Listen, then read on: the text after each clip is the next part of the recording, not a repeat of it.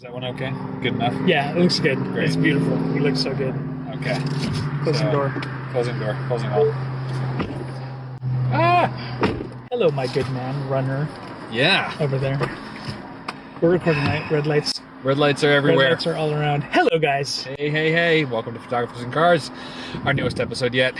I'm Scott Davenport. And I'm not.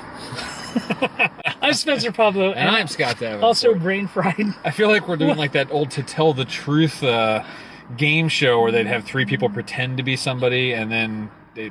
You don't remember, Oh, like yeah, the, yeah, no. like I'm the 50s familiar or with that. 60s, yeah. I just remember that being a thing. Like They give for, hints or something yeah, like they'd have that, to right? ask questions and try to figure out who was actually the real person. Oh. But yeah. So we're here. We're back together again. Thank you so much for listening to us. Yes, indeed. And before we even start, call for questions, topics, anything you would like to hear us talk about, photography related, mostly. Let us know. Comments below. It goes on email. this list. We got a cool little list. We just keep track of the stuff. It goes on this list, and we go through these topics. And the topic for today, we need scrambly music. We need to get like a little wheel. Yeah. Topic for today. Yes. What do you do to prevent being just the guy who talks about photography but doesn't do it? Right. Yeah, so Tricky I think question. this is one that I'd put in a long time ago. Yeah. Because it's something I struggle with where, between doing YouTube videos and podcasts and writing articles, You're a busy man. making time to actually use your camera as opposed to just talking about using your camera. And so I got curious, well then what do you do to avoid becoming the guy that just is a mouth? Correct. And not, actual practice. Let's pause for cutting.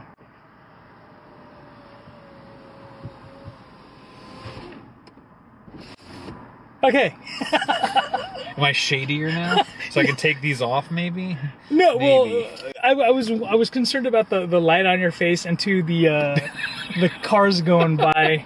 I was concerned about the light on your face. It's really better if you're in darkness. Yeah, if it's better, in shade. Yeah, maybe you should just turn around. To those audio podcast listeners, we're a couple of ugly dudes just sitting in a car. We're resuming now. Okay.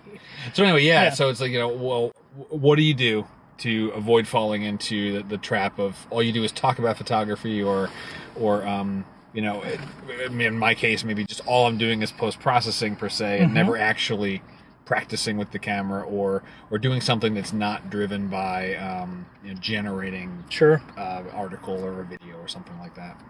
And so Yes. I know what I do now because it's been a long time since I put that topic down.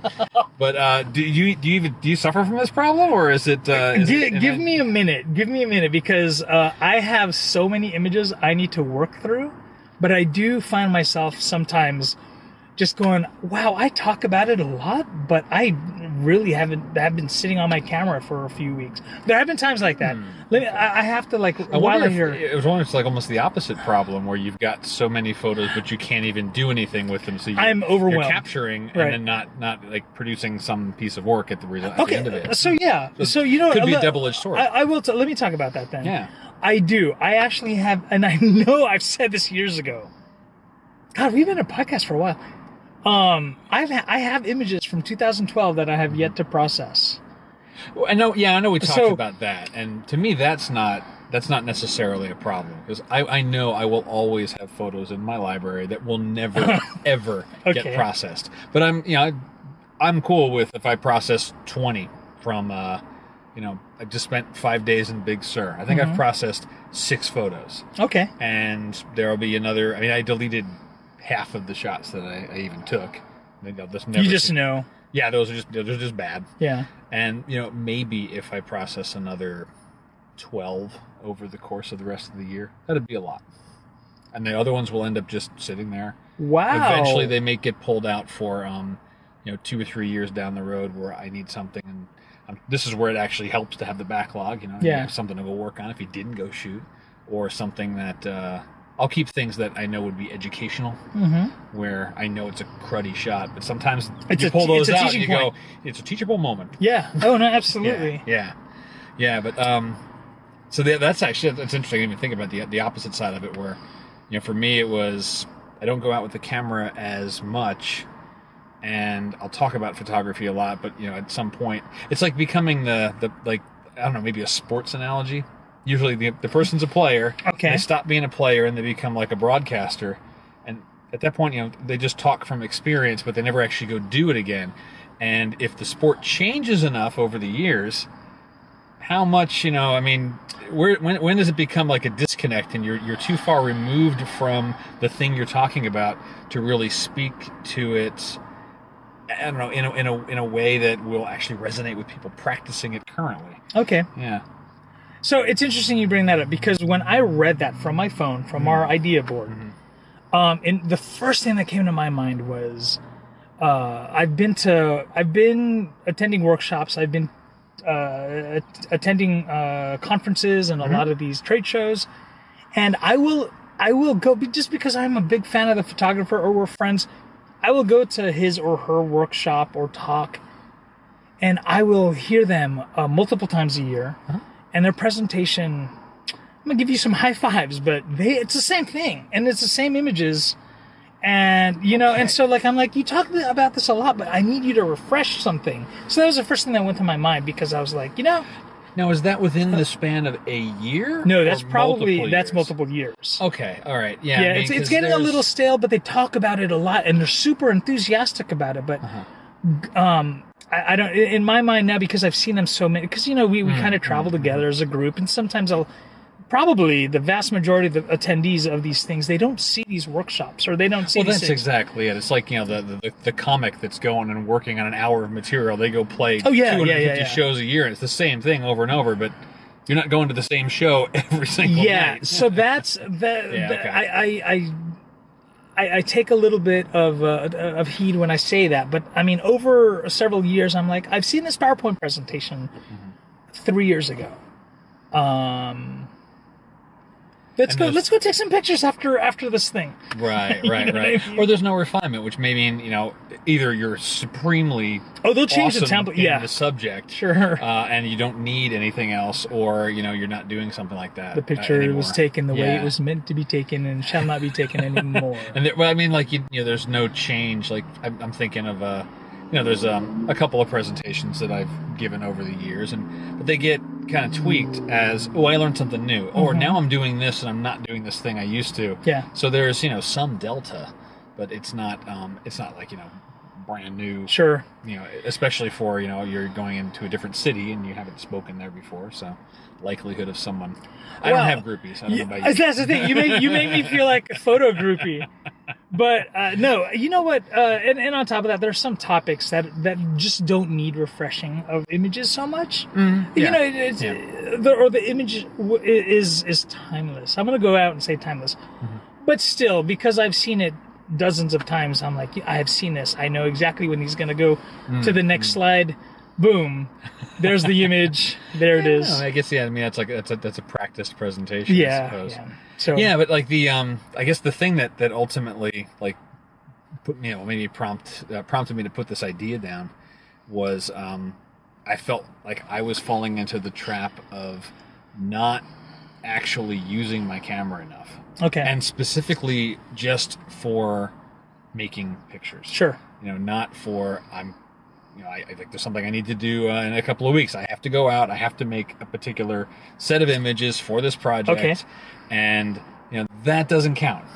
I'll learn something. I'm sure that'll be all good and everything, but just making sure you don't become the person that's just just talking about all this stuff and not really I don't want to say like living it. It's not like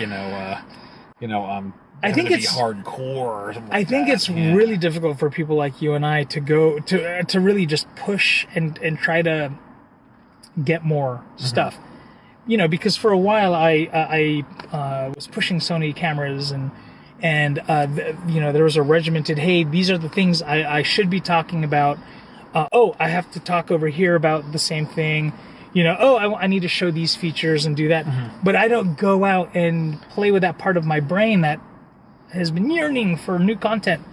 So, and for you have all the content you need to make for education. Right.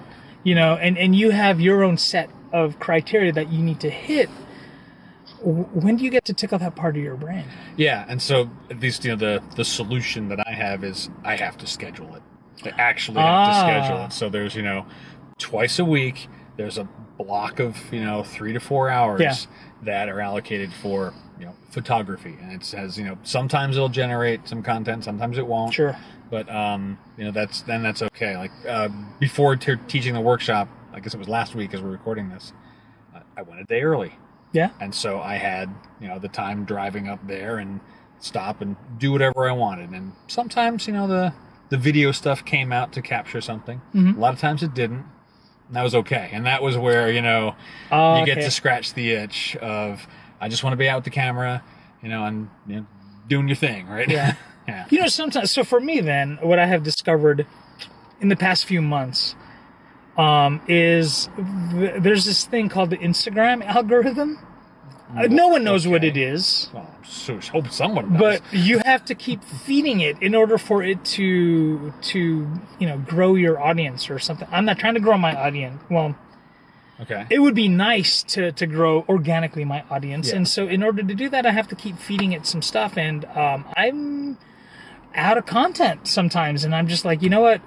There's nothing like posting a rainy picture in the middle of summer. So let's not do that. Let me go get images that are, I'm going to use this phrase, on trend. Let me go get something like that. And so, it's kind of forcing myself to go out there and it's pushing boundaries that I don't normally do because I find myself having to keep my finger on the pulse of what's popular. And so trying it out, maybe. I guess not. so. Yeah. So I guess if it's driving you to either do something different or, you know, right. Yeah. But no matter what, that sounds like a healthy approach as opposed to I'm trying to get numbers and I'm trying to, you know, that's not what it is. I want to be. I like kind of figuring out what people are doing now, and I like learning new things. Mm-hmm. It's one of my mantras. I don't like being stale. I like picking up stuff, and so that kind of forces me to do that. Right. You know, you know what we talked about. Excited there. What we talked about earlier about how like I have so much content. Well, I do have a lot of content that I still have to edit from years and years ago, but now when I do push that shutter button, I try to make each shot count. Yeah, I can agree with that. Yeah. You know, just from the, you know, generating, like the opposite side of the problem where, you know, when usually I guess when you first start out with photography, you're like super excited about it. You're just taking pictures of everything, and you know, you look at them. At least I look at them now. A few years later, it's like, was it really worth pressing the shutter on that one? You know, what is this supposed to tell me? Yeah. It's you know, a picture of a weed, whatever it is. You know, ooh, I got a macro lens. Or, you know, certain things that just will not translate to 3 dimensions very well. Yeah.